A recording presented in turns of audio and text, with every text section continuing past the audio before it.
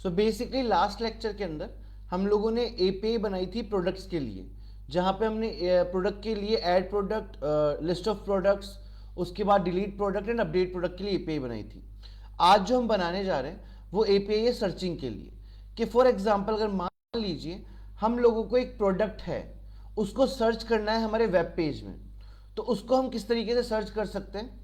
इसके लिए ऑलरेडी मैंने app.get करके गेट एपीआई लगा रखी है, साथ में यहाँ पे मैंने जो यूआरएल लिख रखा है वो सर्च लिख रखा है, और इसके आगे एक वेरिएबल पास कर रखा है जिसका नाम मैंने डाला है की। ये की में हम जो मर्जी चाहे वो पास कर सकते हैं, वो हमारा डिपेंडेंसी होगी कि हम की में क्या पास करना चाहते हैं। परफेक्ट। सो अभी मैं यहाँ जाता हूँ और यहाँ पे जाके बेसिकली एक वेरिएबल बना लेता हूँ लेट रिजल्ट करके। नाउ यहाँ पे लिखेंगे अवेट। अवेट लिखने के बाद हम कॉल करेंगे हमारे प्रोडक्ट नाम की जो क्लास है उसको, मॉडल को या स्कीमा को, डॉट फंक्शन यूज करेंगे फाइंड, और फाइंड फंक्शन के अंदर आके हम लोग लगा लेंगे कर्ली ब्रैकेट इस तरीके से। अब यहां पे जाके आप लोगों को बेसिकली एक फिल्टर पास करना है, जो फिल्टर दो तरह के हो सकते हैं, और या फिर एंड। तो हम जो पास कर रहे हैं वो हमारा फिल्टर है डॉलर और, मतलब हम चाहते हैं कि हमारा जो प्रोडक्ट हो वो हम नाम से फाइंड आउट कर सकें, हम उसको कैटेगरी से फाइंड आउट कर सकें, या हो सकता है हम उसको कंपनी या ब्रांड नेम से भी फाइंड आउट कर सकें। तो इतना आई होप को समझ में आया होगा कि हम तीन पैरामीटर्स पे हमारे प्रोडक्ट को फाइंड आउट करना चाह रहे हैं, जो मैं दिखाता हूं आपको यहाँ पे। आइदर हम उसको नेम से फाइंड आउट कर सकते हैं, या उसको कैटेगरी नेम से फाइंड आउट कर सकते हैं, या फिर उसको कंपनी नेम से फाइंड आउट कर सकते हैं। हम आएंगे और के आगे, और के आगे आके हमको लगाना है कॉलन, और पास करना है एक एरे इस तरीके से।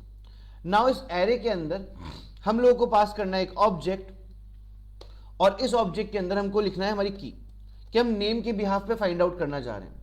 अब उस डेटा को फाइंड करने के लिए आपको यहां पे वापस यूज करना पड़ेगा ऑब्जेक्ट फॉर्मेट, और लिखना पड़ेगा रेजेक्स। रेजेक्स मतलब रेगुलर एक्सप्रेशन।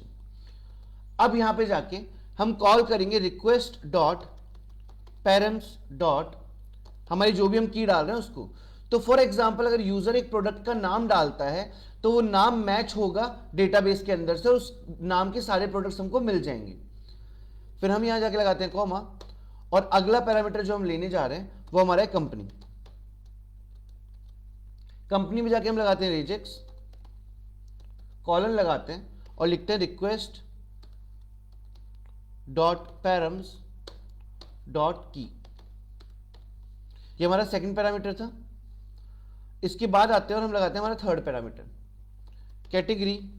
देख लेते हैं शायद कैटेगरी नाम है उसका, कैटेगरी। परफेक्ट। तो हम यहां जाएंगे और लिखेंगे थर्ड पैरामीटर के लिए हमने लगाया ऑब्जेक्ट, फिर हम लिखते हैं कैटेगरी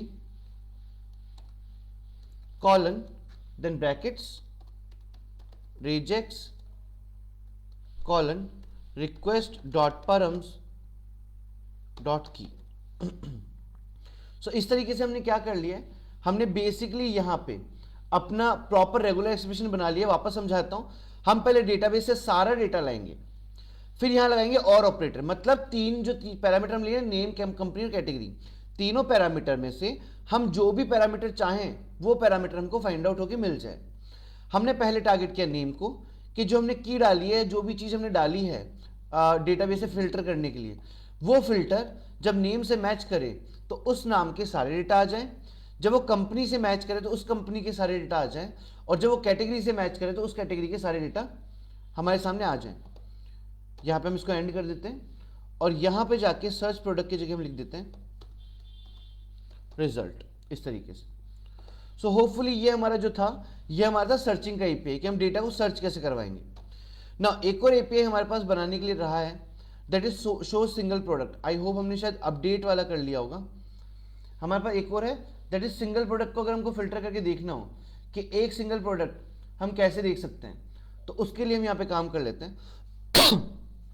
हमने इसके लिए लिख रखा है app.get, फिर यहां पे हमने यूआरएल पास कर रखा है प्रोडक्ट, एंड उस प्रोडक्ट को फिल्टर करेंगे उसके आईडी के साथ। एक तो हमने बनाया था जहां पे हम सारे प्रोडक्ट देख सकते हैं, एक हम बना रहे हैं जहां पे सिर्फ एक प्रोडक्ट हम देखना चाह रहे हैं। तो यहां जाएंगे और यहां पे जाके इसको थोड़ा सा नीचे स्क्रॉल कर लेंगे। अब हम यहां लगाएंगे let result is equal to await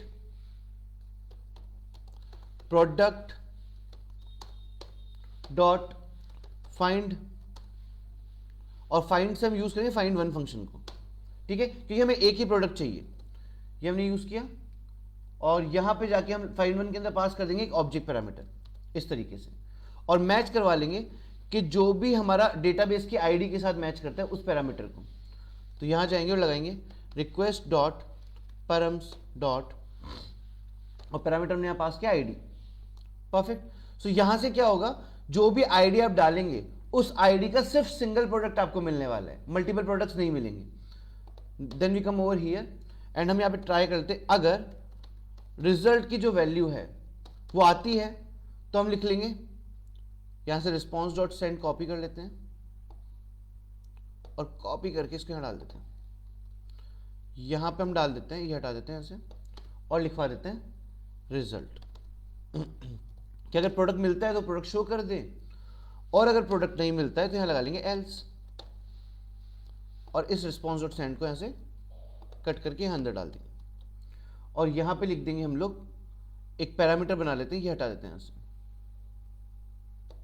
और ये हटा के हम यहां पे डाल देते हैं फॉर एग्जांपल रिजल्ट, और रिजल्ट के आगे ये तो की थी हमारी, इसके आगे एक वैल्यू डाल देते हैं नो प्रोडक्ट फाउंड, इस तरीके से।